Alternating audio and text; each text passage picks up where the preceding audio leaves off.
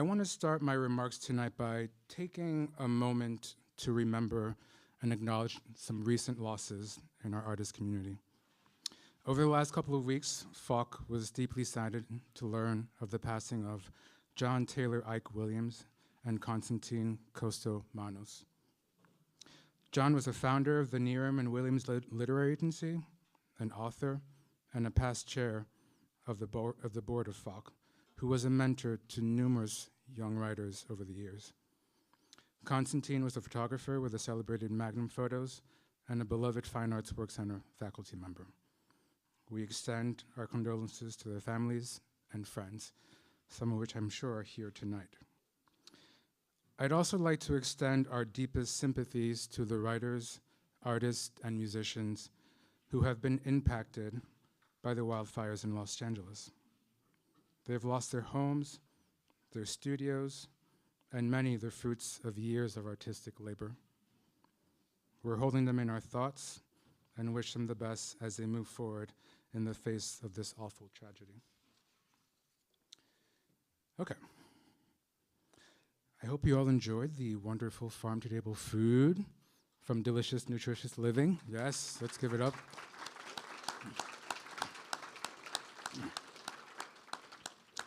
And the music by DJ J Boom, who set such a, yes. Yeah. Who set such a perfect vibe for us tonight. We have some incredible guests with us tonight. The one and only visual artist, Judy Pfaff, is here. Yeah. As is the amazingly talented writer, Paul Yoon. Yeah. And ironically, they both trekked out here from the Hudson Valley. Following their presentations tonight, we'll have a brief Q&A. After the Q&A, Paul will sign some books up here, up front. Books are available for sale in the back, so just bring your copies up for Paul to sign if you'd like that. In our gallery behind this wall over here, current visual artist Danny Levine will lead a workshop on making paint. Yes. You've probably seen this setup, so do check that out. Across the courtyard, artist and print shop manager Vicky Tomeko will be activating our print shop. For the last couple of months, Vicky and a group of fellows have worked tirelessly in the print shop to put together a first FAWC calendar made exclusively with prints. And those calendars are complete and also available for sale in the back. So do purchase one. We hope you will. And then pop into the print shop to make some prints of your own. It's always lots of fun. And finally, I want to mention or want to add that a selection of fellows have opened their studios this evening to show you what they've been working on. Studio 5 here downstairs and Studio 13, 10, and 9 along the upper catwalk are open. Please go pay them a visit. I want to take a moment to also thank our partners who have done so much to help make FAWC Fridays such wonderful community events. Big shout out to independent bookseller East End Books for providing the books that are available for sale tonight. Yes. Thank you also to the National Endowment for the Arts, Mass Cultural Council, Arts Foundation Cape Cod, the Cape Cod 5 Foundation, and the town of Provincetown, who are among the many generous institutional partners that help make our work possible. We also would like to thank our many individual supporters who help make this work possible. If you enjoy FAWC's free arts and culture events such as this one, I hope you will consider making a donation to the Work Center. Any donation you make will help us continue to present these free events, support our community, and care for forthcoming generations of artists and writers. You can scan the QR code on your program or visit the website to make your tax-deductible donation. And a few final housekeeping items. You probably know by now the restrooms, there are 2 restrooms down that hallway, as well as a water fountain. We have assisted listening devices and cushions for chairs at the back. Please feel free to grab one, and if you need help with an assisted listening device, please let us know. And as always, now is the time to turn off your cell phones. All right. It's now my esteemed pleasure to introduce our first guest of the evening.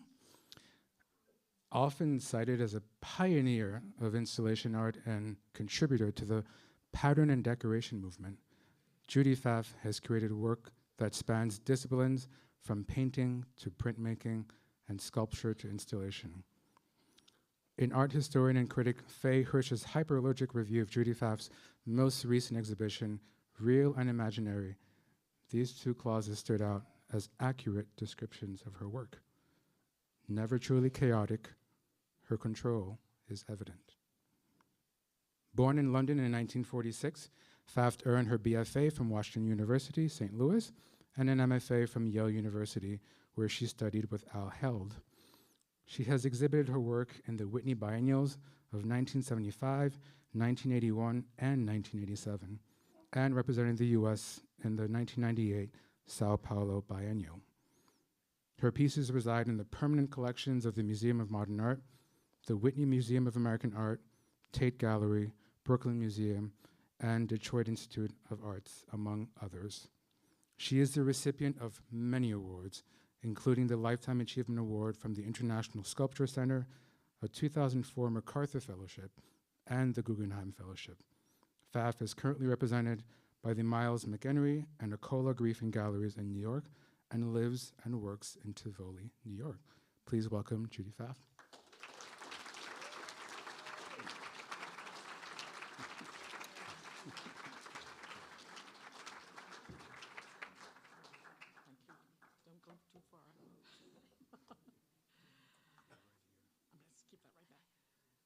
The last time I was here, I just found out, was in 1979 with the artist Jake Berteau, who was amazing, and I was on a jury, I guess.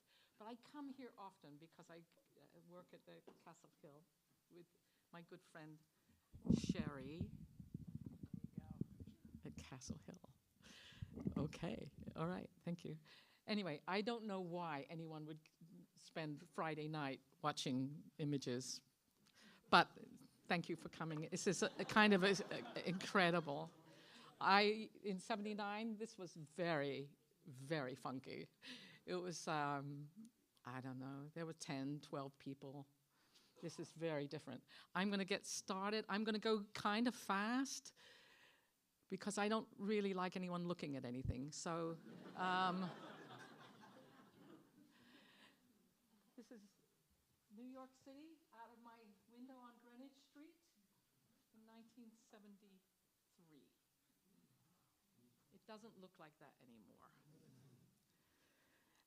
But I had just come from Yale and studying with Al, and I was a painter.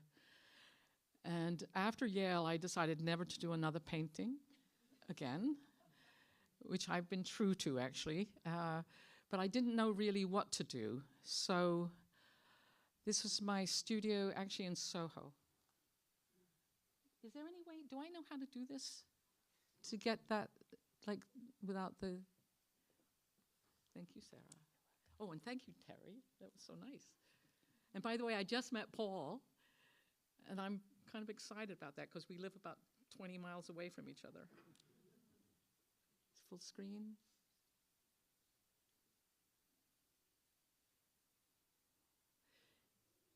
So what you're looking at is my studio floor. And at the time, I had 13 puppies. So I would come home after working. I worked at Jed Bart frame shop, and everything would be moved about. And I actually thought it always looked kind of better. And my studio was really close to Canal Street. Oh man. That didn't do it. Oh man. Need to hit play right here. There you go. You just have to go back a couple. All right. Thank you. Thank you. Thank you. So that's how it sort of all began. I certainly wasn't going to paint, but I didn't know anything about sculpture. So I would the lines were routed into the floor, and this was early Soho. It was 2,000 square feet for $150.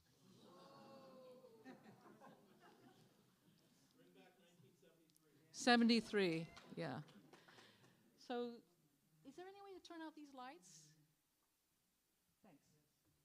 So this is the studio, and this is sort of like period of, I don't know, a year or two, different kinds of kind of experiments with materials and processes. On the upper left, that space used to belong to Richard Serra, who I'm not a fan of. And so I thought if I made a whole studio full of aluminum foil, that would make him ill, and it would exercise that space. So I made aluminum foil pots and pans and topiary and all kinds of things. Anyway.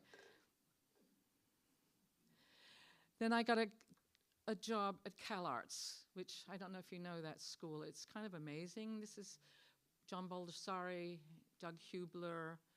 It was a conceptual school and a kind of crazy school. And I was brought in as the kind of old-timey person who makes things. So these were, I was probably around 30 years old, I think, at this point. And these figures were all people I knew. So if you knew who they were, you could kind of recognize them, of the materials that they were made of or the colors.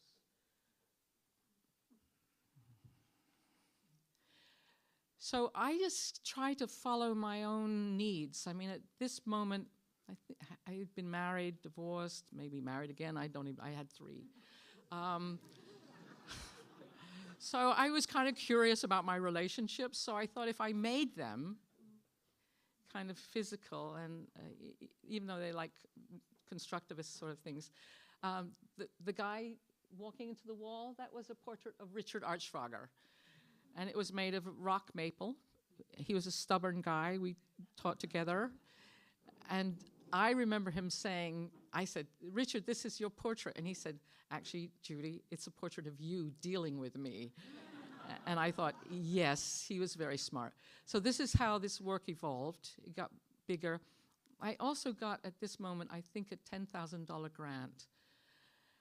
I have always subsidized my these installations were not like, yeah, come on in, fuck up our space and have a good time. That was not the way it was. It was like, who's going to pay for this? I paid for this. This space was 100 feet by 50 feet by 50 feet high. It was in a Neuberger, and Irving Sandler put together this show of people who had shown at Artist Space in the 70s, and where are they now? So.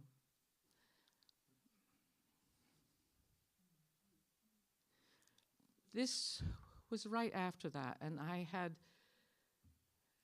gone to the Yucatan, and I was just so impressed with being in Mexico. You know, New York is one of those places where it's so cool, and everyone was thinking way too much. They always do. And art really was in black, white, gray, brown, maybe, or almost invisible. And I was struck by the color. It's always been sort of the prime mover for me. So this was called Deep Water. And it was, you can't see it, but if you go, it was like 80 feet long, and you kind of, as you walked across, I thought it looked like you were going deeper. Anyway, this is like the first sort of installation that got noticed. And Holly Solomon was my dealer. I don't know if you know who she is. She was like extraordinarily crazy. And we were like happy together. And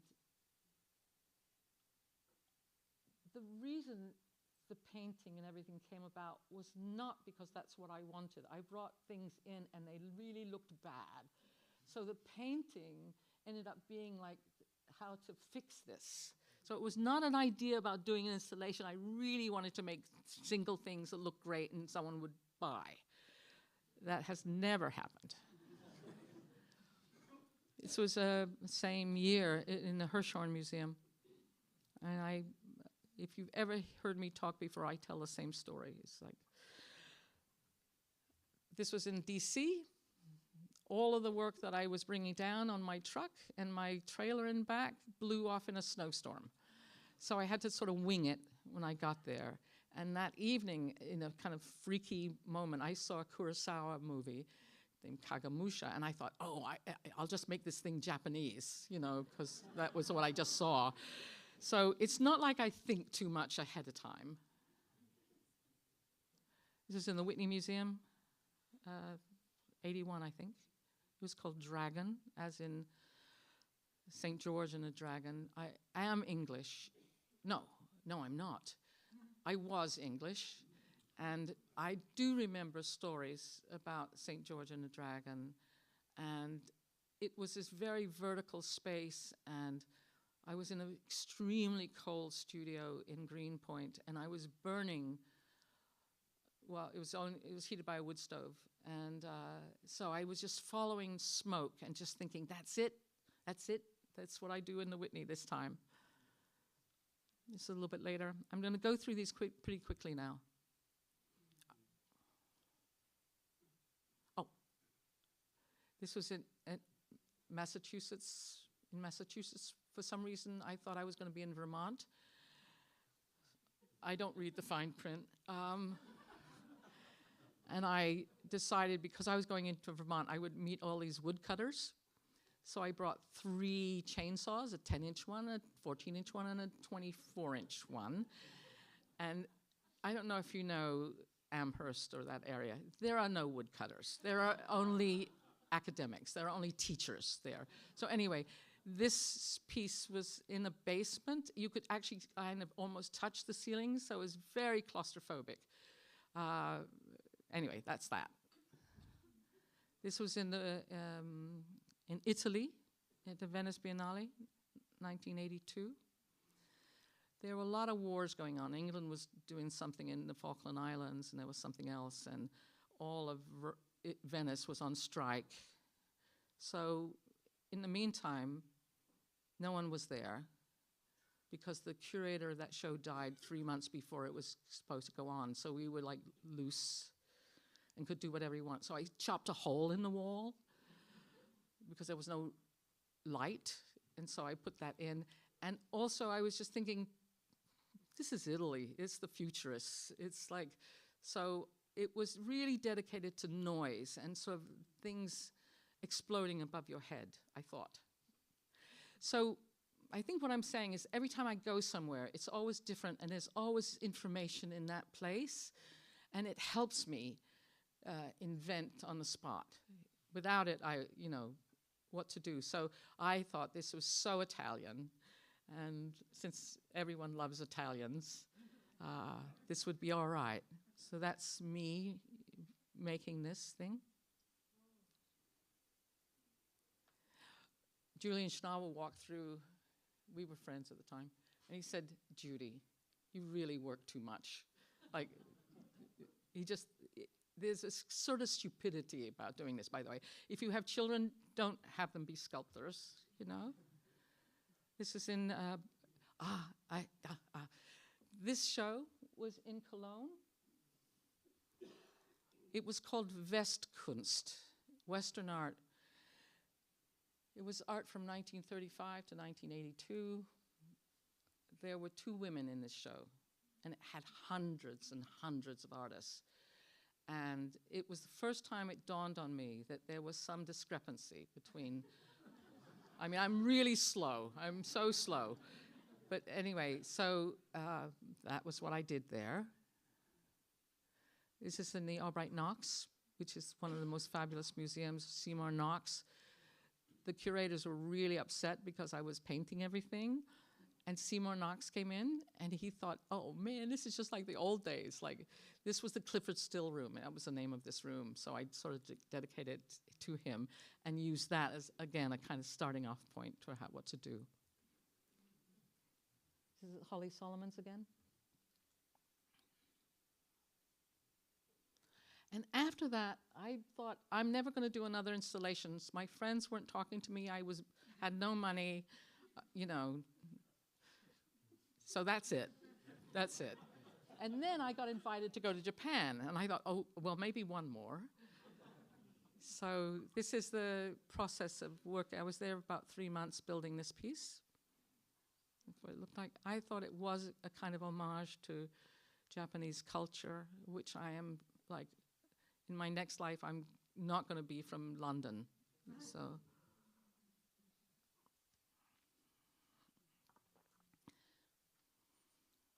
the space is very similar to the ground floor of the Guggenheim, to give you a sense of what kind of space is being handled here.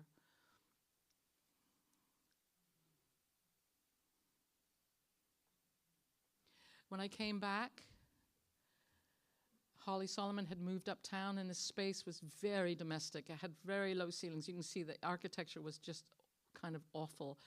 So I thought maybe I should learn how to make some things.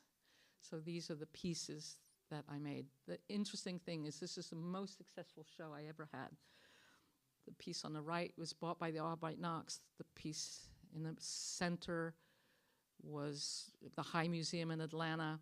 That was my last sale of sculpture. That was at the Whitney, that got bought by the Whitney Museum.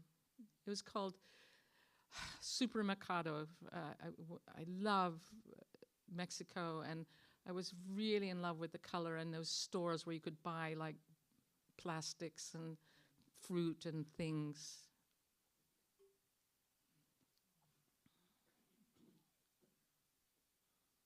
Biennial, Whitney Biennials, 87. I had just moved to Brooklyn and Williamsburg, which I love.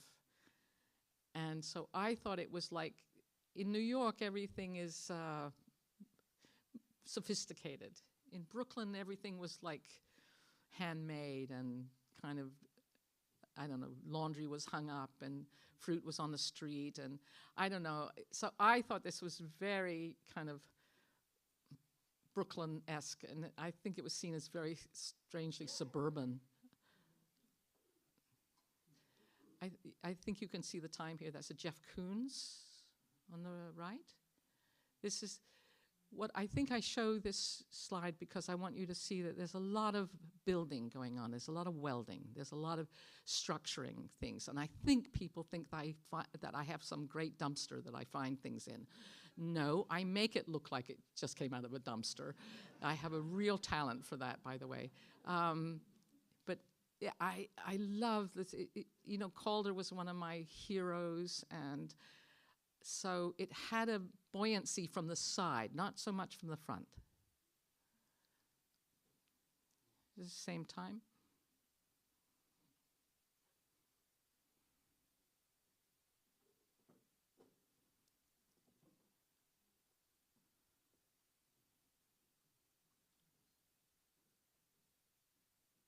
If there's any glass in anything, it's because I go to Pilchuck a lot, and they make me beautiful things.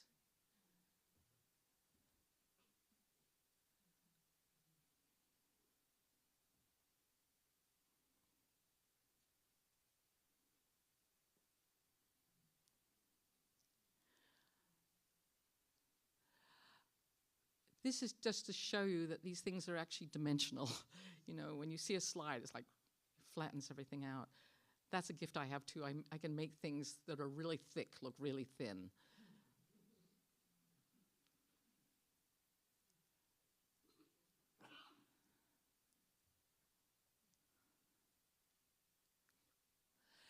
This is a piece which my friend Ursula von Riddingsvard, we are really close. We made together, and it was in a space that people who ran Exit Art did. And anyway, she did the bottom, I did the top. We're both sort of children of the second, you know, memories of the Second World War. So I think for me, because her work is so, has all this gravity and weight and, you know, like memories of things. And I have always tried to get to the light side. You know, my background in the streets of London, I thought was fantastic. And I find out, looking at history, it probably wasn't, because everything was bombed. And when I go back, everyone says, how's it feel? It's like, it's not recognizable to me. So anyway, this I thought had something of this kind of noise that ricocheted through the space. And working with Ursula's wood, I realized that that weight was something that was interesting for me to deal with. So that's where this piece came about, directly after working with her. This was in Pasadena, which is now like a mess. I have good friends who have lost a lot. This was in the Arts Center in Pasadena. And I don't know if you can tell, but every once in a while my materials change. I will use wire a lot, or just steel, or very graphic stuff. A lot of this was glass and fiberglass resin. Studio in Williamsburg. These drawings.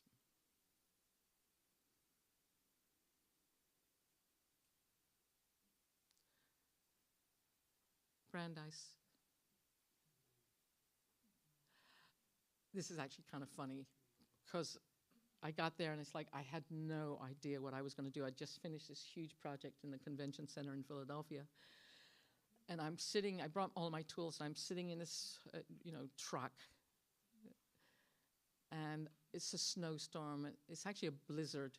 And I'm in the parking lot. No one was around. It's dark. And I'm sitting there saying, I don't know what I'm going to do. And I'm basically kind of in tears. And this tree literally falls down in front of me. And it's like, ta-da! Like, that's it, that's it. So we took out huge panes of glass and brought this tree and dug it up out of the ice. Anyway, that was really kind of fun. I don't know, and Carl, what's his name? Carl is one of the great guys at Brandeis. Carl Belts. And he was so nice to me. Like, he came in and thought it was very cool that I'd done that.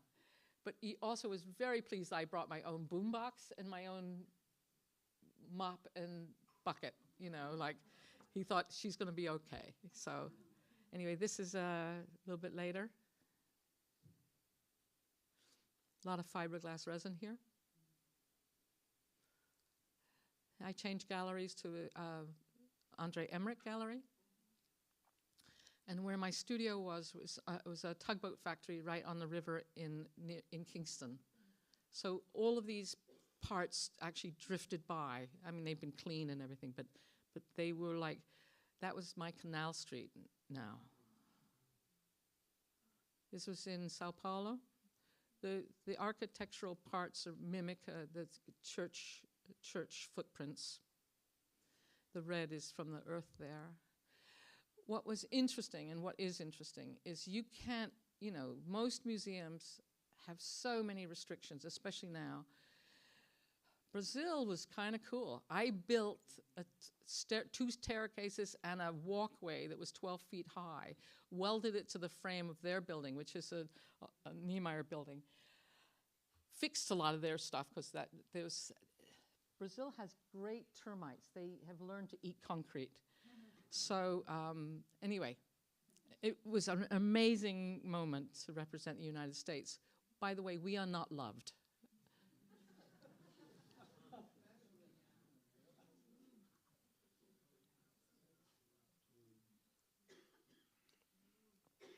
The park outside is called Ibirapuera. And when I looked at the information on that space, no one had ever used that without covering up, because you're exposed to, everything out there, weddings and skateboarders and soccer kids, and I love having the outside in. So they were quite surprised, because I think Martin Puryear had done it a few years earlier, and all that was blocked off.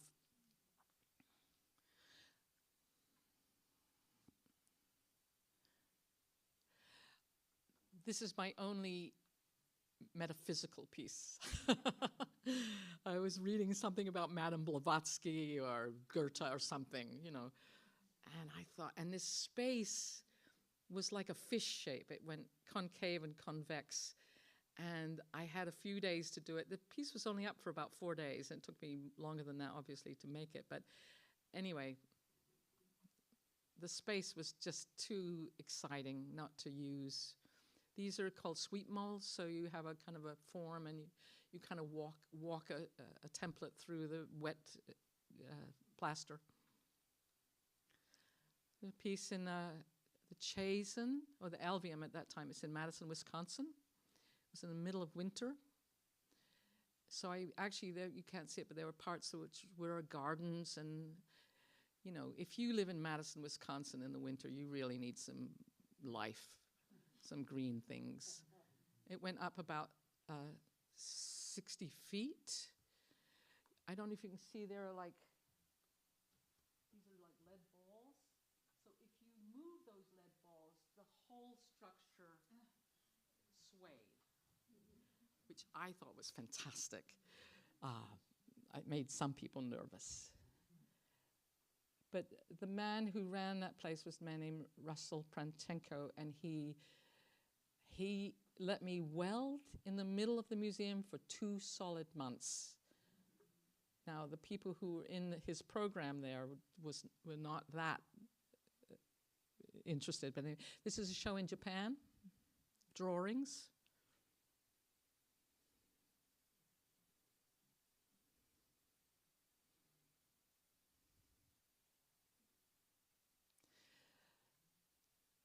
This was at some gallery connected with Andre Emmerich, but I think it was Amringer Yoi at this time.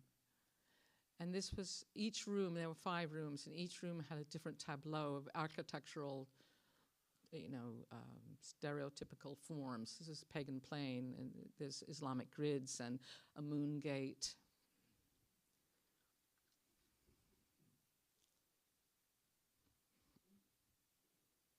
Mandala.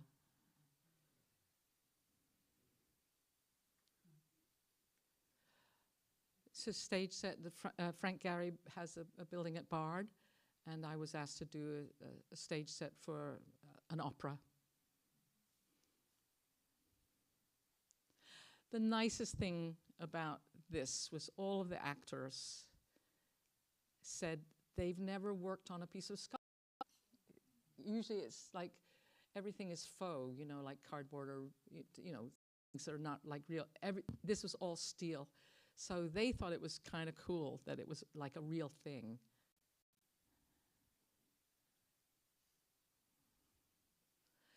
This was a show, Al Hell died, my mom died, Liz Murray died a little bit later, and this was a piece that I thought really, I'm always seen as being, I'm not happy, but the work looks upbeat, and I don't know why. Anyway, that's my dog Ernie. That's me making those things. So it was called Buckets of Rain from Bob Dylan, and this is all burnt wood, soot on the walls, which went through this is on 57th Street, and the duct system went, every gallery was full of black soot. Oh.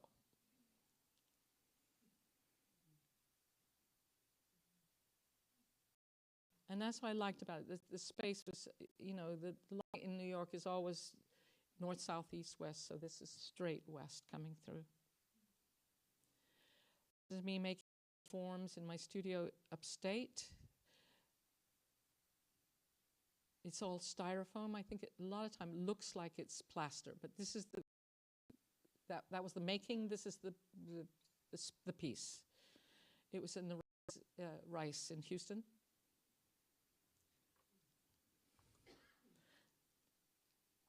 Back to objects again. And I decided everything needed light bulbs. That's my revelation. I went to India and I thought, oh, everything is like the lights on the inside, not on the outside, like in the Western art. So everything started to have light bulbs.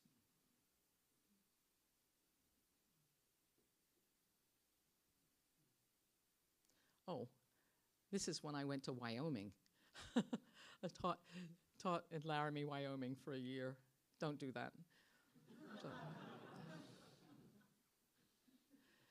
But it's the first time I ever experienced brown and, you know, stuff. So these are the way the drawings usually are displayed.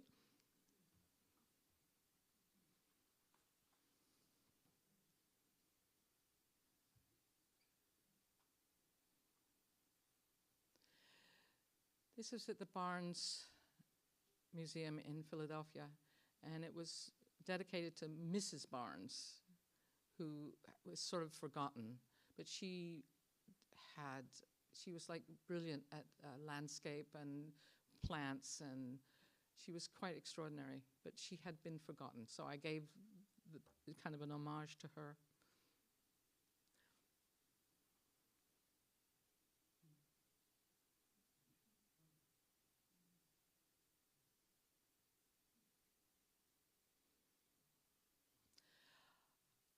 Usually my work really hangs on walls, so this is the first space that there were no walls. So I was sort of practicing for this piece that I was going to do a little bit later.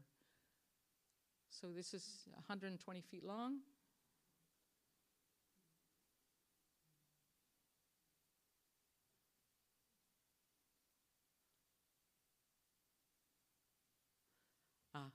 This is my place.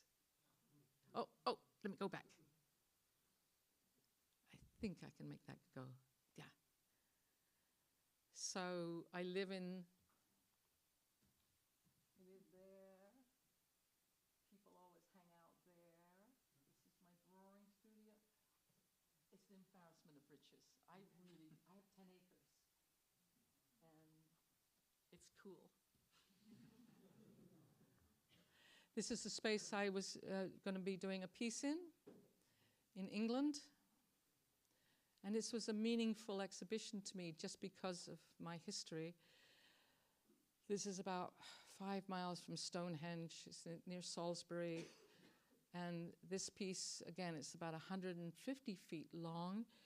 And all these trees and things were dug up there.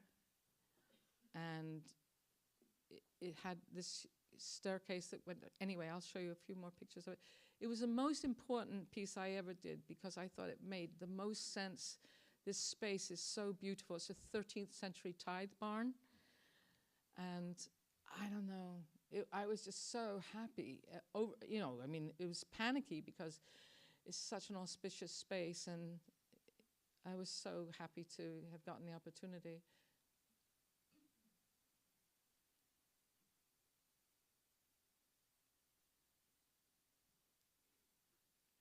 There are images of clocks and, the timber framing that they used to do to build this space. So all of the timber is going into the holes, which was for the original scaffolding to build it.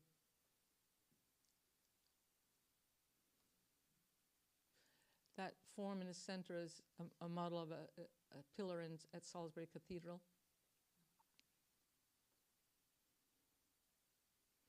This was in Provincetown, at Tate Gallery.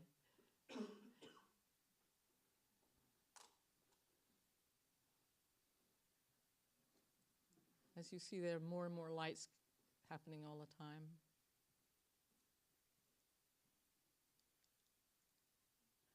We're coming close to the end, guys. Hold on. These are small pieces.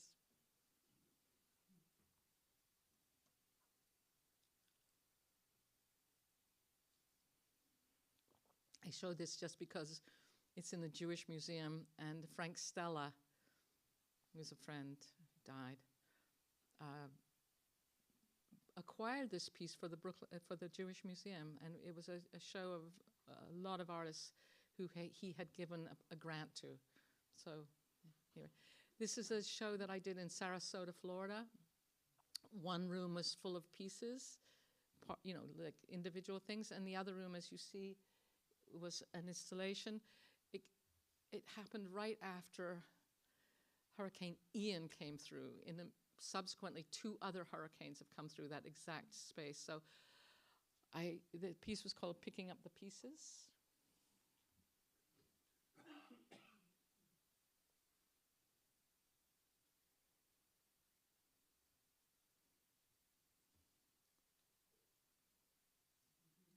There was a video on the end wall of footage that I took on Captiva Island and Sanibel and Fort Myers.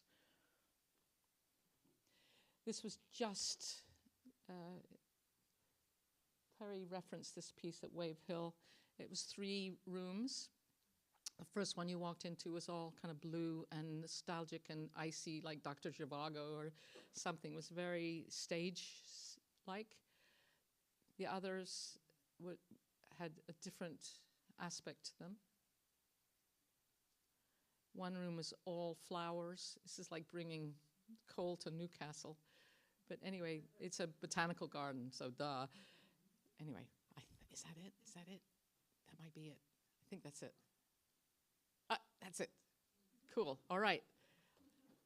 Voila.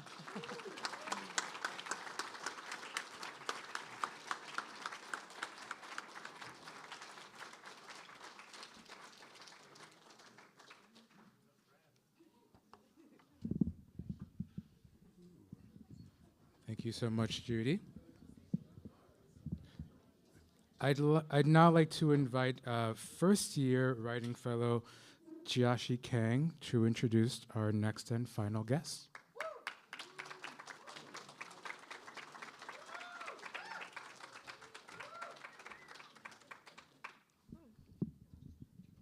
Hi, good evening. Thank you, Judy. I'm a lover of epigraphs, you know, those quotations that you sometimes see at the start of a book or a story. These little collected phrases that author Ming Chang once referred to as the North Stars of her stories that guide her in her process as she writes her way towards some semblance of them. These quotes don't always have to be very literary. They can just be any moment or turn of phrase that might have struck the writer at some point and stayed with them, similar to what Roland Barthes called the punctum or wound of a photograph.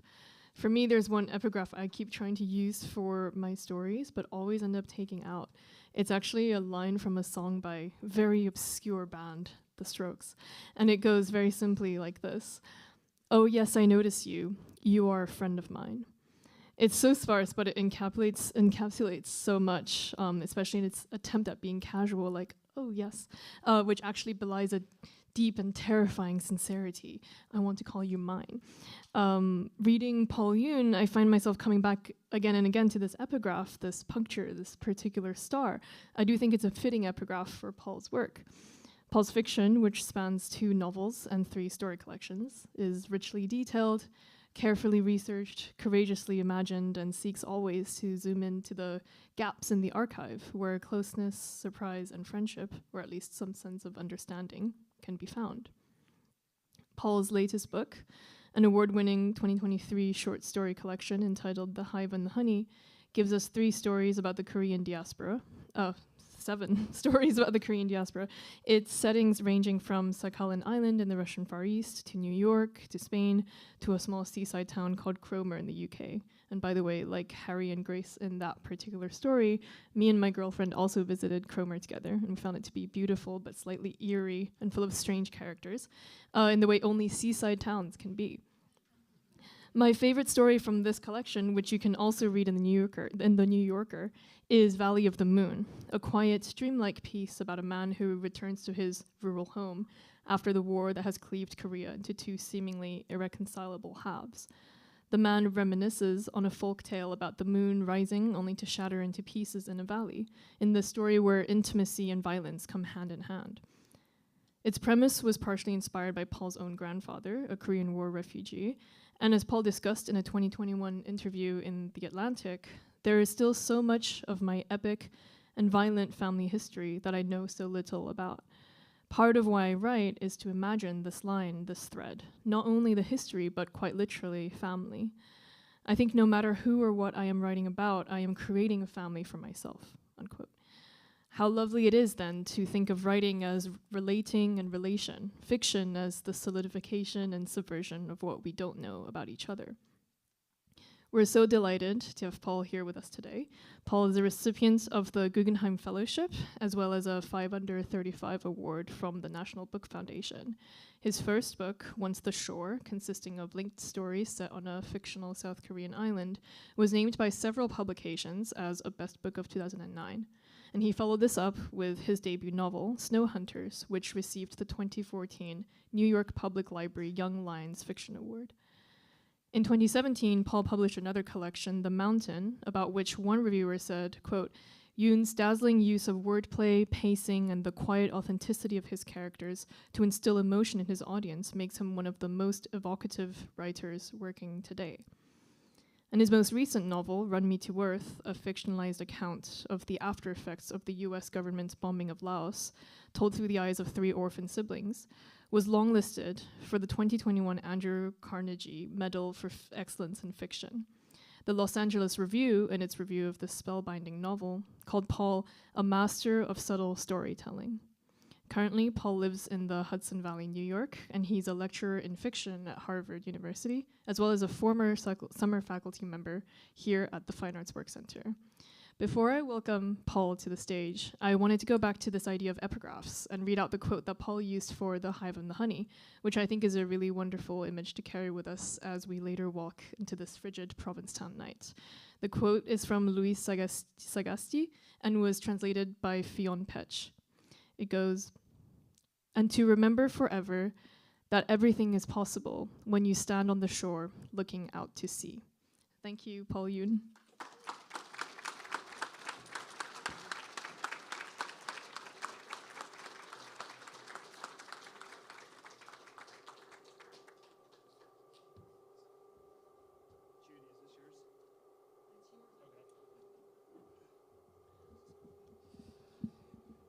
Hey everyone, how's it going? Can everyone hear me okay? Yes? That was such a beautiful introduction. I can't see anyone, so I don't know where you are, but that was so lovely. And I so appreciate that. It was so wonderful that I don't think I'm just gonna dive right in. No intro necessary, other than I was just wondering if we could just give another round of applause for the legendary, amazing Judy Pfaff. That was unbelievable. And thank you all for coming tonight. And thank you to everyone who works here at the Provincetown Fine Arts. Thank you for the beautiful food. Thank you especially to Sarah, Terry, Sharon, the Vorse House for being such fine hosts. I'm going to read, I know our bellies are full. We've been imbibing. So lest you all get sleepy, I'm going to read a condensed version of the title story in my recent book. 20 minutes tops, I promise. But I might stumble because I scribbled stuff out, so forgive me if I do. It's in the form of a letter, so you'll know when it's done when the narrator signs off. Narrator is a Cossack soldier. We're going to the far, far east, Russian Far East. The year is 1881. And it's called The Hive and the Honey. Dear Uncle, about the recent tragic and mysterious events here in your outpost, I can now relate this. 34 days ago, in the middle of the night, I was woken by a loud noise coming from the Korean settlement. It sounded like a drum, or so I thought, because I was dreaming of Father, who you may recall liked to bang 2 sticks together to keep rhythm when your family played music after dinner. In the dream, however, he was not young, but looked the way I imagined he would look if he were with us today. A trim gray beard and missing his jaw from the Ottoman bullet, but very much alive. Do you know in other dreams I find that jaw and carry it? Do you dream of such things about your brother? In any case, I threw on my coat, grabbed my rifle, and hurried down the hill. I was concerned one of their fanzas might have collapsed. They're ingenious, those houses. They're in the traditional style of their country, with covered windows that protect them from the million biting flies that have altered my skin. I counted all the rooftops as I kept going. The moon was high and bright and everywhere. Grass sparkled. All the fanzas were there. It was when I was closer that I noticed a door open to the one nearest to the river. A crowd of about 30 had gathered in front, but no one had gone closer yet. I made my way through them easily and spotted the man of the house lying halfway out of the space. He was shuddering a little, like the last moments of those fish you used to teach me how to catch. and he was clutching his throat. Someone was trying to help. In the moment, I understood what was happening and saw that his body was covered in a dark wetness. The man stopped shuddering and went completely motionless. There was a collective gasp. Then the man's wife appeared from the house, stepped over her husband's dead body, and walked out to the grass and faced everyone and lifted the bloody knife she was holding and said in Korean, the neighbor next to me translated as best as he could, that her husband tried to take advantage of her as she slept and hit her when she refused him and hit her again. And she got so tired of it, all of it, every night, every single night, so tired of it. And there it was done. She threw down the knife. She stared at everyone and then at me. Her hair was wild, but she wasn't scared. There was silence. And then the man who had been trying to help save the husband, he turned out to be his brother, walked up to his sister-in-law, picked up the knife, and struck her in the head with a handle once, but hard enough for her to crumple like an ancient twig. I rushed toward him, or tried to, but I was held. I reminded the men holding me that I was the police to the settlement and that they were under Russian governance, but whether they understood me or cared, I didn't know. They gripped harder the harder I struggled, as the brother waved the knife at me and approached and said in broken Russian that I had no business here, that this was a family matter. He said, "You're a useless Cossack who is young enough to be drinking his mother's breast milk, who has done nothing here and will do nothing here. And if you say another word, we will do to you what I'm about to do to my sister." He said this and spat and took my rifle and yelled, or it was more of a bellow. He headed to his house.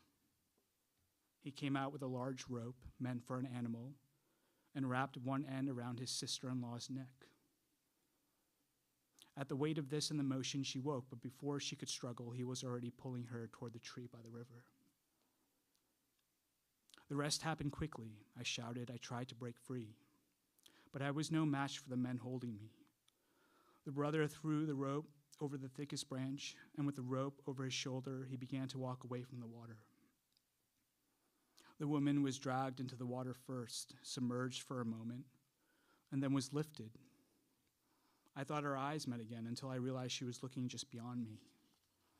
So I looked away in that direction as she died, to where her daughter of around 12 years had come out.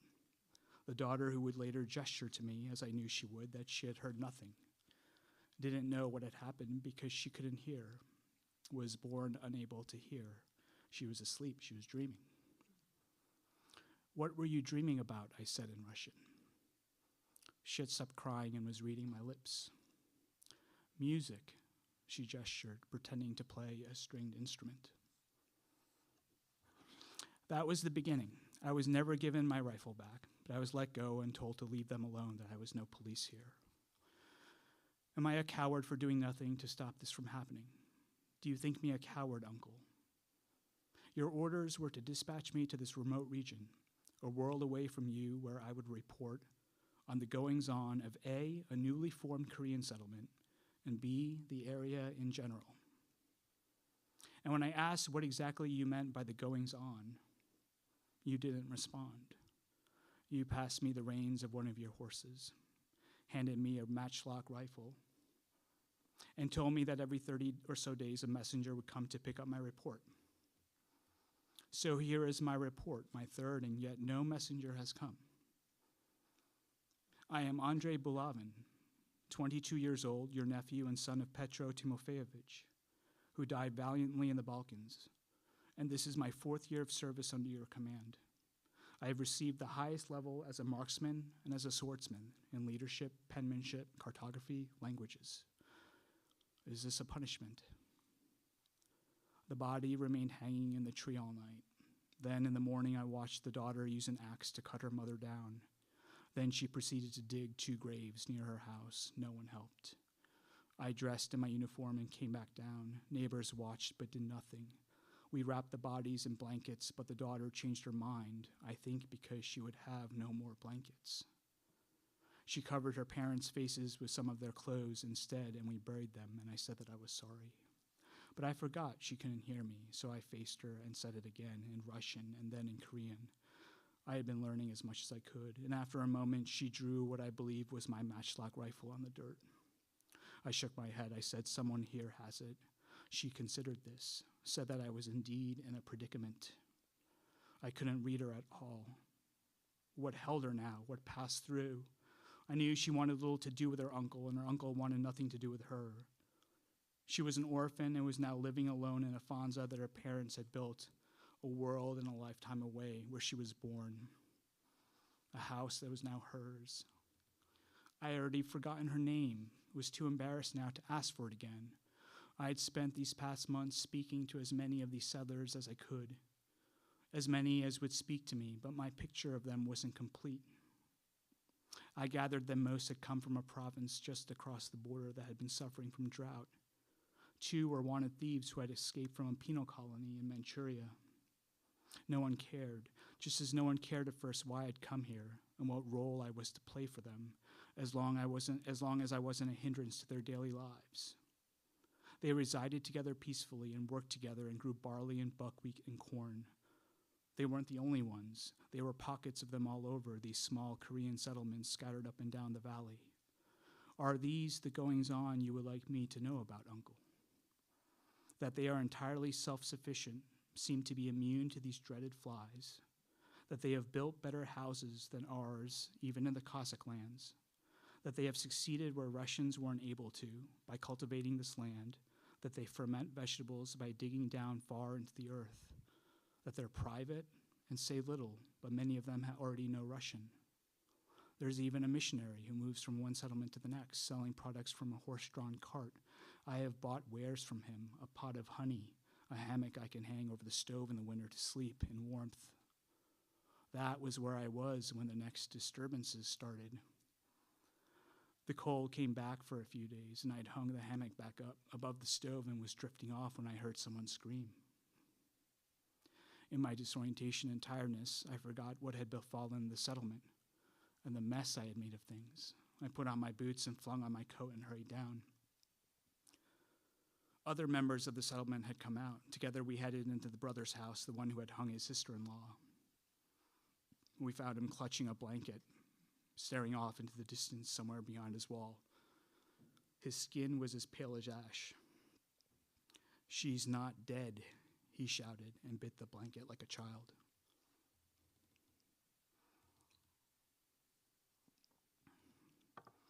I attempted to lead the investigation of this matter, which in truth I thought of as no matter at all. The drunken murderer was having nightmares. I thought perhaps if he kept having them, he would eventually depart. Good riddance. I know in my heart that with one stab of my saber, he has gone swiftly and efficiently, but I felt ill at ease doing so without your permission. Do I have your permission, Uncle? Will you ever read this? Have I entered a lawless land only to eventually become lawless myself? What is it that you want me to do? The settlement wanted me at first to do nothing. They decided to take charge themselves, and at sunrise they helped the brother dig up the bodies once more. They were both there, the bodies, already rotting, the clothes the daughter had used to cover their faces ruined now from the digging up. The brother began to shake. "I swear to you," he said, "she came back." As far as everyone could tell, the case was closed. Everyone returned to their work. The following evening, just as the sun set, more screaming was heard, this time from another house. Another man was clutching his blanket and staring at his wall and shouting, oh, please, this isn't happening." When one of the farmers asked the man to describe what exactly he saw, he said, "A woman with brightness like fire and full of vengeance approached him before vanishing." Again, someone obliged and translated this for me. I wanted to ask how one saw the manifestation of vengeance, but I kept my mouth shut. I thought someone was playing a cruel joke, or perhaps it wasn't cruel at all. Now, it is day 35 after the deaths of the parents. Almost every member of the settlement has been visited by what they're calling the apparition. It's never the husband, always the wife. They describe her in the exact same way, a moving brightness, vengeance, the same height and shape as the hanged woman. It's gone on long enough that I believe other settlements have now heard about it. The missionary has stopped visiting. I no longer see the faint silhouettes of riders on a ridge. The settlers try to stay up, afraid to shut their eyes. The settlement has also assigned rotating sentries, and they all take turns making their rounds at night. It doesn't matter. Someone always sees the woman. Now it's been long enough that some have seen her more than once. They have formed a council of some kind to talk about this ghost, but also, I infer, to discuss other matters pertaining to the land and their homes. I find these two-headed strands of conversation fascinating. They want to solve the present situation, but also to solve, apparition aside, the never-ending hurdle that is the future here for them. Even through all this, they seem determined to enter it. I have deduced that it's possible someone is lighting the fuse of my rifle to present a brightness, that there is impressive trickery here, but who is it? I have tactfully begun to speak to those willing to speak to me, the way I began to do when I first came here, but there are few who believe this is not a supernatural event. They believe they're being punished for their role in the woman's death, and this is now the way of things. So we scream, they say, we lose sleep, there's still the next day, isn't there? When I ask them if perhaps they should leave a haunted place, that I'd be happy to search for another plot of land, that they have all left once for somewhere else and succeeded. When I ask them all this, they say, so we scream, we lose sleep, it's not killing us, why should we leave? You're the police, they say finally, get rid of the ghost. Only two people have remained untouched by this, myself and the daughter. The settlement seems to think this is logical. Why would the mother haunt her daughter? Or haunt the one person who attempted to defend her? No one seems to consider me as the perpetrator for obvious reasons, but the fact that no one seems to consider the daughter is curious to me. I know that neither her height nor her hair length match her mother's, but perhaps she has figured out a way to alter her appearance. No one attempts to speak to her. No one acknowledges her as she passes to work a bit of land on her own or visit her parents. So it's a great surprise when one afternoon she walks up to my post. She unwraps the blanket she's been using as a bag and places food she's prepared into tiny bowls and scatters them around us on the floor like a game we're about to play. She begins to eat. She gestures for me to join her, so I do. And I eat with her. We eat it all, every last spoonful. Then she lies down and shuts her eyes. I poke her and point up to the hammock, and she climbs up and in, and I light the fire underneath, and she falls asleep. A buzzing flashes over me. For a moment, I brace myself, waiting for the apparition to appear for the first time in this house, but it's only a bee that has managed to find its way inside. I watch as it flits about on the scent of something, and then it settles into my teacup where I used the last of my honey today.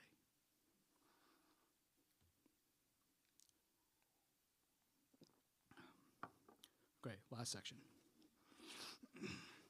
Early next morning, a few of the farmers are outside when I step out to relieve myself. A woman shakes her head at me and says that I'm a disgusting man for taking to bed with a child, and that I'm no different than the murdered man. She says, "Have you no shame?" And then says that it's clear to them I am the cause of all this, that I'm a demon, and that I'm wreaking havoc, and that I have 1 hour to leave before they set fire to my post. If I refuse to leave, they'll come for me, all of them as a group. She says all this very quickly, and they return down the hill. In my shock, I remain motionless until I feel the wetness in my trousers and realize that I've pissed myself. The daughter steps out yawning, then looks curiously down at the settlers marching toward a group of older gentlemen who are the council. It's nothing, I say and smile. Come, I want to show you something. The daughter eyes my trousers, then yawns once more and nods.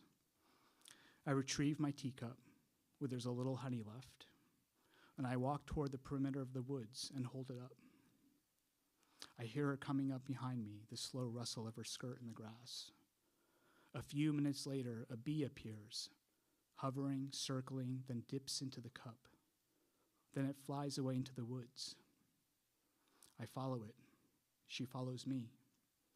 When I can't see it anymore or hear it anymore, I stand still and hold up the cup and wait for the bee to come back, which it does. So we move on, and as we head farther into the woods, I tell the daughter that it's a trick I learned from the missionary. We're creating a trail to the hive, I say, and the honey. And then I hold the cup out for her to try. Without hesitation, she lifts it up, and after the bee leaves the cup, she begins to walk steadily and purposely. She doesn't notice that I've stopped and that I'm watching her. The sun has entered the forest. It's as if the trees vibrate. For a moment, there's no sound. And I know it is a trick of the light. But the farther away she goes, holding the cup in front of her, the taller she becomes. Her shoulders widen. Her hair grows long and pale. And then I hear a distant scream coming from behind me. And I say out loud, "So it really isn't you." I wonder whether they are all climbing the hill to burn down my post. I try to imagine where you are now, Father, and where I should be. Why someone will refuse to leave a cursed place. She is in the distance now, all sunlight. The bee comes back from its hidden kingdom, and then it doesn't. Your ever faithful nephew, Andrei Bulavin. Thanks.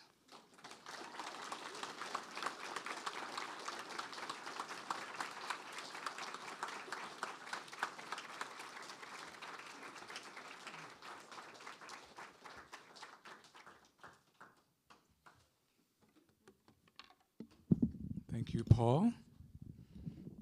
Thank you, guests, for making your way to the stage. We're now going to get to the Q&A of the evening, and I will ask if anyone in the audience has a question. Yes, right over here. I wonder, how do you deal with all that heavy stuff? Do you have assistants that you work with? I have very few assistants. Because of the property, there's a fellow from Honduras who I've known for 20 years who kind of helps keep up things. There was a fellow named Ed who took care of answering. If Sarah would tell you, I don't answer anything. Like, can you repeat the question? Oh, the question is, how is it working with heavy things? Do I have assistants? I have one good fellow who's a mountain climber who comes in every once in a while, and he helps. I work usually by myself, and then, but if I have to move something or create something, then the assistants come in.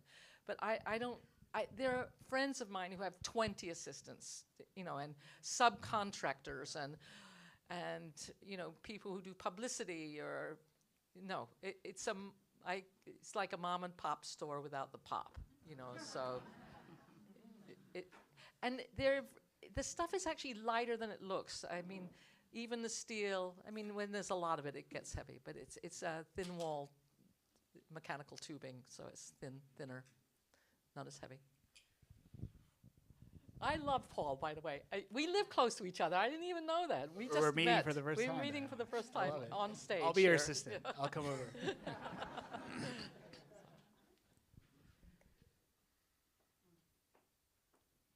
I have a question. How do you... Are you for Yes, me? for you. Okay. How is it that you can identify these places in this time when you're like you and not there? Is it, as a writer, Yeah. and I know nothing about it, but how do you go there? Is it start with research, or you get an image and you carry it through, or you hear a story about something from your family? I think it starts with reading. I'm just voraciously reading, and I didn't appreciate,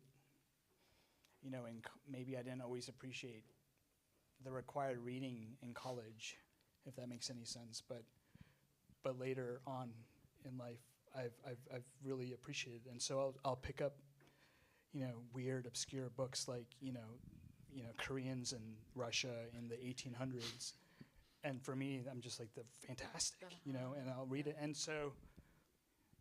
And oftentimes, and almost always, when I read these obscure books, scholarly books, what I geek out over as a writer, and the things that sort of make me kind of light my brain on fire are these weird little details that are kind of embedded into these scholarly books, like the way they would hang hammocks over a stove to keep warm in the winter. You know, all those are sort of real, you know, research details. Yes. And so it's less that I'm building a story, it's more that I'm building an accumulation of objects and images. Does it make Right. you feel closer to your family? The history of a family? Is it? No, it does. It actually weirdly makes me feel farther away. But I think the act of it, it's always like that act that I want to feel closer to my Closer. family. And yet, I think when I'm composing these stories, because part of it is, I mean, for many of you, you know, it's like you're sort of living in a kind of mystery, right? And you're existing in that space for a while. And so it just makes it feel more mysterious, if that makes sense. Right, yeah. Thank you. I think there was a question somewhere, right? Yes. That was actually going to be my exact question. But to sort of build on that, once you have a setting in mind, how do you choose what perspective to explore that setting from? Like, how did you choose a Cossack soldier to explore this? Yeah, I think that's a really good question. I think for me, it was, again, I was reading, you know, it was 1800s, the Russian Far East, and it felt so far from me, as Judy would say, and so it made sense to me to perhaps tackle the story from an outsider's perspective, and so that's sort of how it began. Was, you know, and in my mind, there's a visual element where you have this person who's isolated on the hill. So geographically, he's an outsider, but he's also an outsider because he's not part of the settlement. But he's also an outsider because, you know, suddenly the people that he needs to report to aren't responding. And so it just became kind of like levels of solitude. And in that way, sort of playing on those layers and levels became the engine to push this story forward in some ways. Like the ghost stuff that was just like kind of like surface level stuff that was pushing it forward. But I was thinking along the lines of, you know, other ways you can sort of build an engine for a narrative, right? Yeah.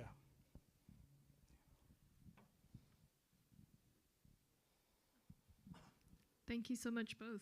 So it seems like you're both dog people. Paul, dogs feature a lot in your work, in your stories, and Judy, you had that wonderful picture of your dog hanging out in your space. So I guess I wondered whether you could both speak a bit to sort of that relationship that you have with your dogs or other companions and how that might inform your practices. I'm a pretty casual person, so my animals have to learn how to be animals by themselves. And so they're pretty free, meaning they can be pesky and not that disciplined, but they really have a good life. And I've always had a dog. And I'm not a good dog owner. I mean, you know, but we survive. And, you know, Mickey is the new dog, and the reason he's called Mickey is because I found my family who was Irish, and my uncle is named Mickey, and he lives in a small town in Ireland called Turles. And when we met him, Ursula and I visited and found him. It's a long story, but anyway, he had 9 dogs, and he welded in the back room. So I'm thinking, that's my family, you know, like. And he was, his apartment or his row house bordered a golf course, of which he wasn't a member, but he walked the dogs there every day and he was welcome. So it's like, yeah, we don't obey the law. You figure out how to get by. The dogs are cool and happy. But when I go around with people who really have dogs, they have special food, they have special, everything is like, and I'm like, I should learn how to do that, you know. It looks good. Sherry has 2 dogs, and they're like, we were in the studio, and it's like, oh my God, Sherry, they take care of themselves. You know, they don't bother you, they're like so sweet, you know. That's discipline. you know, soon I will do that. So. Yeah, it's my first dog, so I mean, Really? my relationship with him is completely illogical, over the top. You know, the person who makes special food and Do you do that? all of it, Oh all my of it. goodness, see? Yeah, imagine the thing, and I do it worse. Yeah, like just hard. But I think just in terms of just the creating, you know, the writing process, having my first dog ever, I think it's just sort of reminded me of, because he sits next to me when I'm writing, and so I'll always sort of, not literally, but it sort of brings me out of whatever point of view I'm in the world that I'm creating, and sort of I sort of question his point of view, not like literally like, oh, can I bring in the dog's point of view into the story, but just kind of like, even on a physical level, he's down here while I'm up here, and so it's a fun exercise to think of the world I'm building from an entirely different perspective, right? And so I think having him by my side reminds me to do that often and to consider sort of different angles of how to like create a story. Paul, you're Yeah. such a nice guy. I teased him because it's like, where did you learn these manners? Like, you know. He told She's me being that very he kind. had a roommate who was English. So Right, we're joking about it. Right? May I ask you a question, Judy? I Yeah. was really struck by your mention of Calder as being one of your heroes. Yes. And then I think you said something sort of kind of blew my mind away, how if you're looking straight at your pieces, they're oftentimes, did you say they were they're flat? But then you wanted, like if you saw them from the side, you wanted Yeah. to see that dimensionality. Yeah. And is that just something that's always, like you're conscious of that when you're creating I your think it's pieces? my painting background. I think that I have a pretty formal eye. I'm going to tell you a little Calder story. Sure, yeah, would love it. So when I was at Yale, Al Held was very close to Calder. He liked him very much. And he was pissed off, Al was, that the circus that was bought by the Whitney is encased in a plexiglass box. And he said, Judy, I want you to go meet him because he can teach you how to bring it to life. You know, all of those things move, and they were performance, you know. And now it's like frozen. So he set up a meeting that I would go and he would teach me, and then he died.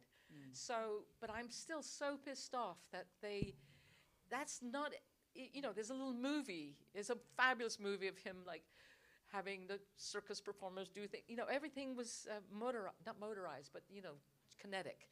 And I love that stuff. He's so cool. Like, yeah. Were there But other heroes of yours? Like in Yes. that, Yeah. Schwitters. You know, to tell you the truth, Al was a huge influence on me because he was so disciplined and so he couldn't read either. I love having stories told to me. And you know, Stella. I was competitive. Stella was 10 years older than me. Al was 20 years older than me. Exactly. So I was like, oh. And he played squash very close to where I was. And I thought, I got this. I'm younger. But he had Pakistani teachers, and it was like, whoops, maybe not. You know, like, so I was at war with all the guys at that time. And but Calder was like a sweetheart. He was just a sweetheart. His wife Louisa, he made all of her jewelry and plates, and he was kind of cool guy, and lived in Connecticut, I think. You know, yeah. Mike is coming. Judy, can you talk about your printmaking and if it's part of your practice now? Oh yeah, that's how I pay the rent. I'm a printmaker. There are places I go, they don't even know I make things. They just think I make prints. I work at Tandem Press.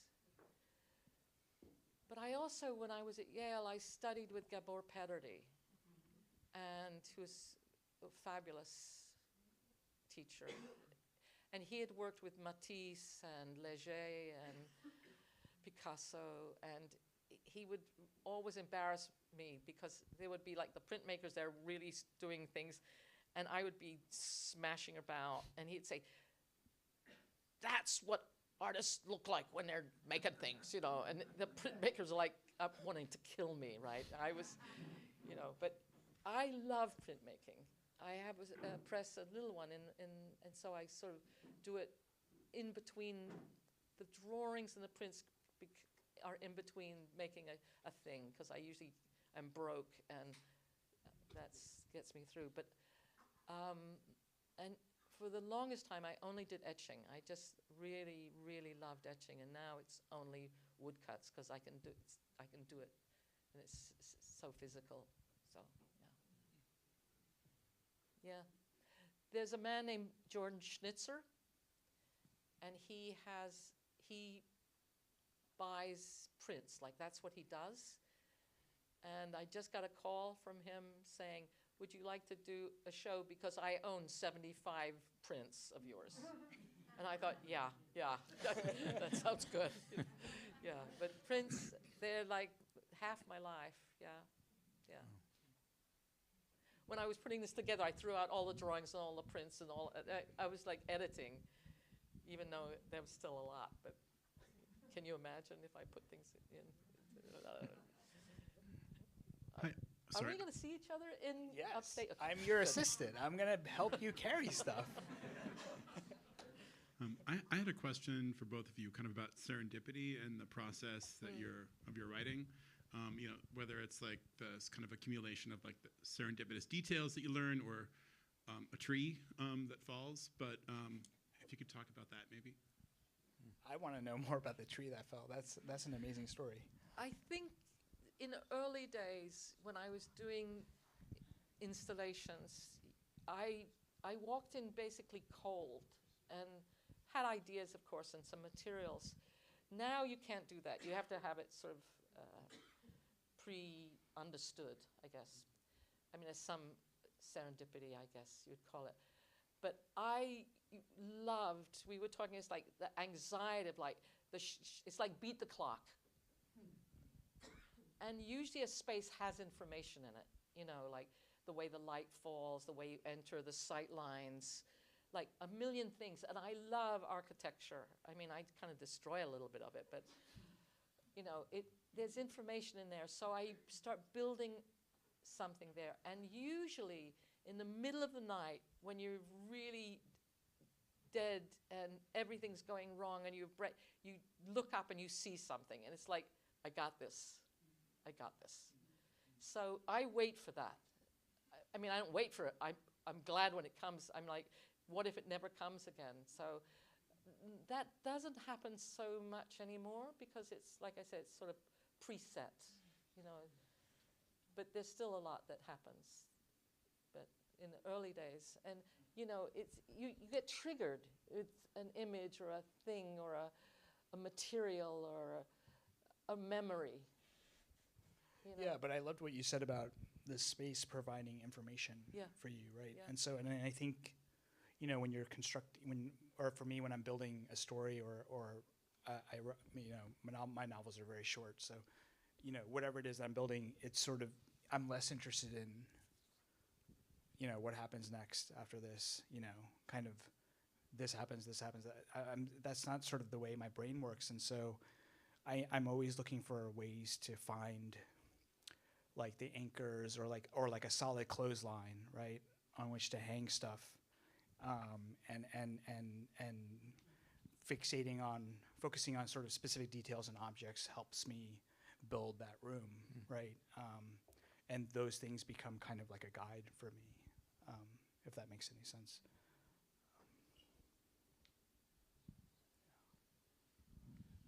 Judy, I had a question for you. Have you considered doing a piece of artwork for the entering of Provincetown? Like there's the entering of Truro P-Town sign. There's also the next entering of Provincetown by Snail Road. Maybe some piece of metal artwork that could stay there and for a length of time. I kind of don't like public art, which is stupid because that's where the money is, by the way. But then you have to, you know, do you know they ask you to do a proposal. You do one. 3 years later, it maybe gets okayed. And it has to be made out of real materials like bronze. And then it has to be like, have powder coating that will last for, nothing lasts. UV is a killer. The wind, weather. The idea of having to think about something surviving in the weather. I mean, getting through a season in Tivoli is enough for me, no, that's not true. I do like some public art, but not much, to tell you the truth. Yeah. Was that your question about public art? Yeah. Check out Ronnie's, Ronnie Hazel, he's got house on Center Street. Pierre Rich did a lot of metal artwork outside. Oh, that's cool. He's a friend of mine. Yeah, that's different. Yeah. That's not like a committee with representatives from every aspect of the community to weigh in on what they think is good art or art at all. No, that's just cool. That's just love of making things and welding and finding stuff. No, that's brilliant. Question in the back. I got a question back here. Tingley was like with Nikki Sanfal. What a combo, man. Like, that's great shit. I like that a lot. I want to ask you about relationship to place. You're both in Tivoli, which is sort of like an idealized refuge from the world, it seems to me. And yet your work exists in this kind of global sense of place. You both seem to do work that evokes these, like, stuff that crosses boundaries and crosses the planet. So what's... I moved to Tivoli not because I wanted to. I had a fantastic space in Williamsburg, and I lived in New York forever, and it just, traveling back and forth and needing space, it just ended up that I came up there. So now I wait for things to fall down. And things do. And my dog brings home bones and sticks and all kinds of things. So that's my Canal Street now, is like watching flowers and things grow and stuff. So it actually is, for me, quite rural. Considering when I was in Brooklyn, I could go to the metal spinners and all of the Brooklyn is so great, Tivoli is like the land of fancy places to eat now, which I guess is good. When people visit me, I can take them there, so they are pleased, But Bryce Marden kind of, in a funny way, almost changed the landscape enormously, and in a good way. But I like things rougher, and you can get great mushrooms there. Like, you need that, like a hole in the head every once in a while. But anyway, yeah. But Tivoli and upstate New York, I can't tell you how many artists are up there. Amazing. Instead of going to the Hamptons, I guess. But I have a question for you. I'm sorry. Mark, go ahead. Oh, I only recently returned home about 2 years ago. So, all these books were written. I was traveling in my mind, right? But I was also very far from home, but always hoping that I would return. So I don't really know how to answer that yet, just because I feel like I haven't been back home for a while. So it'll be interesting to see how that changes, like the projects I'm working on. Like, I only finished I just finished another book, but so that was the first one that I finished in the Hudson Valley. So I don't know. We'll see. Yeah. Judy, I have a question along the same line. You mentioned in the beginning that this was basically a coal bin when you came here in 73? Was 79. 79. With Jake Berteau. Right, and this was a completely. This was what this do was you cool. what do it you was like, what this do you is now like slick and cool, like. That This was is my like question. Tivoli. It was very rough and tumble. It was it was snowing the whole time I was here, if I remember correctly.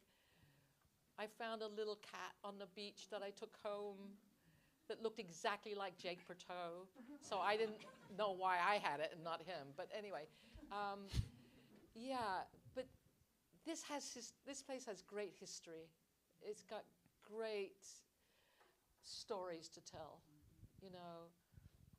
And, you know, I think I've been going to Castle Hill for about 30 years over that.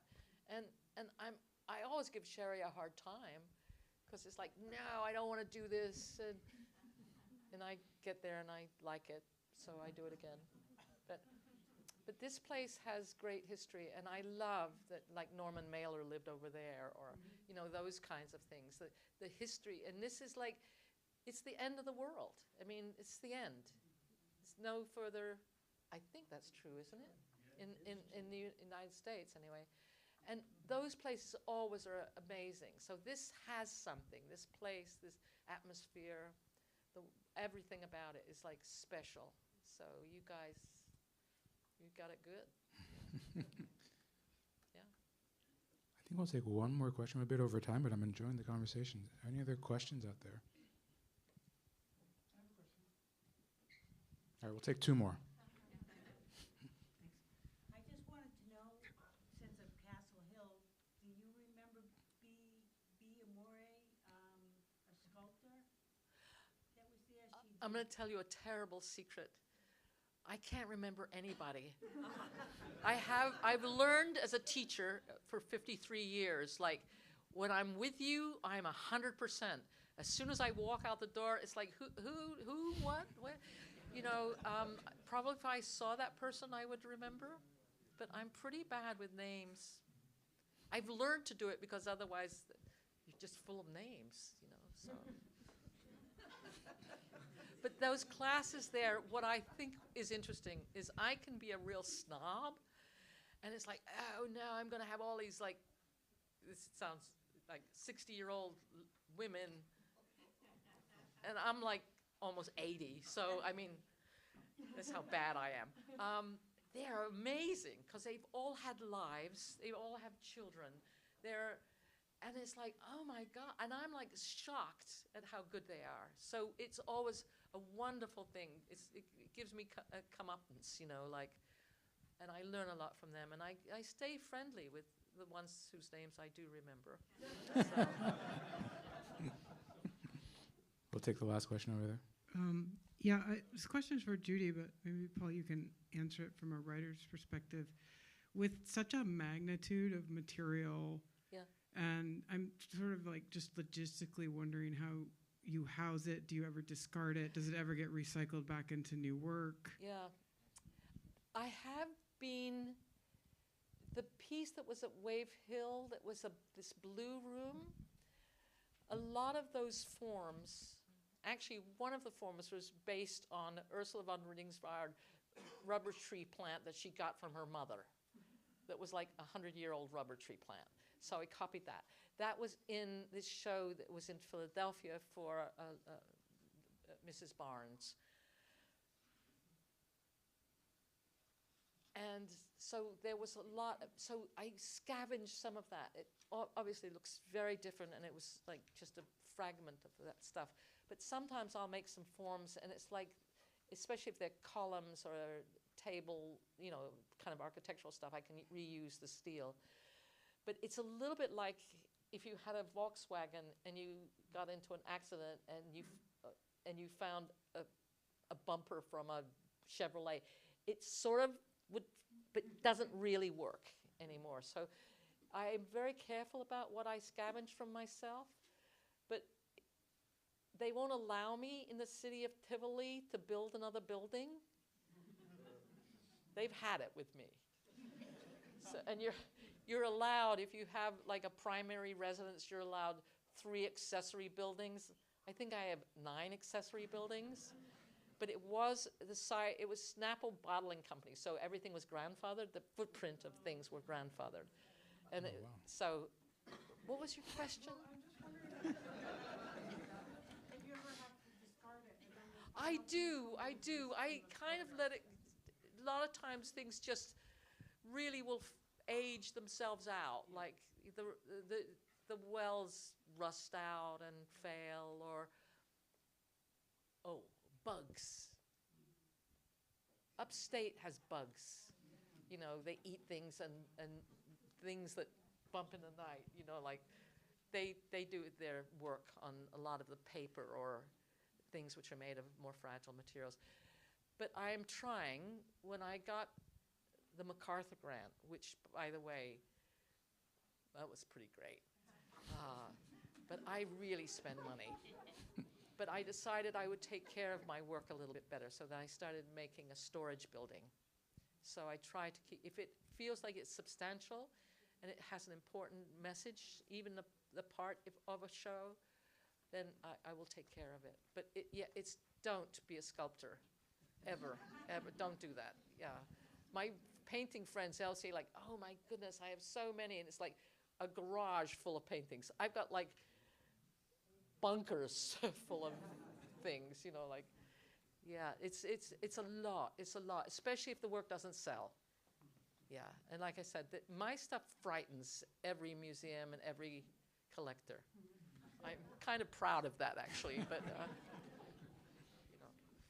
Paul, do you want to take that question?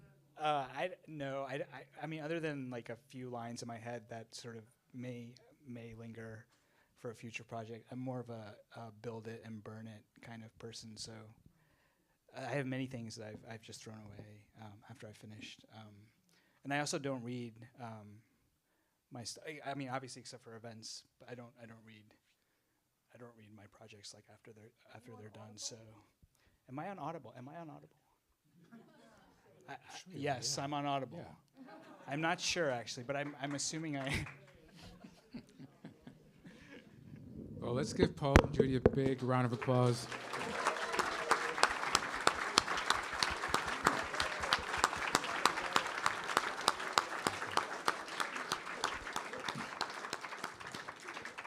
We can now segue into the next phase of the evening.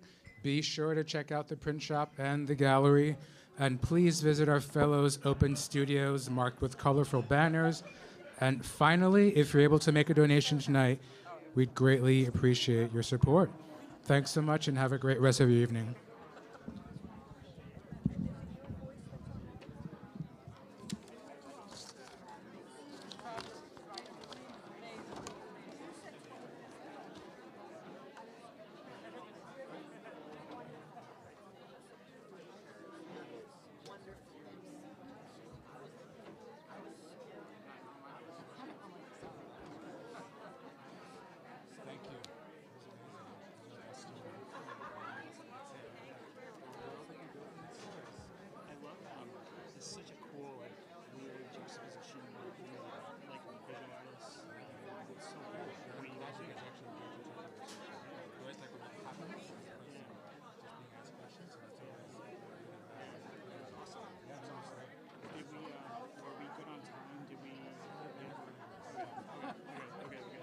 Hey, buddy. You were lovely. Was that?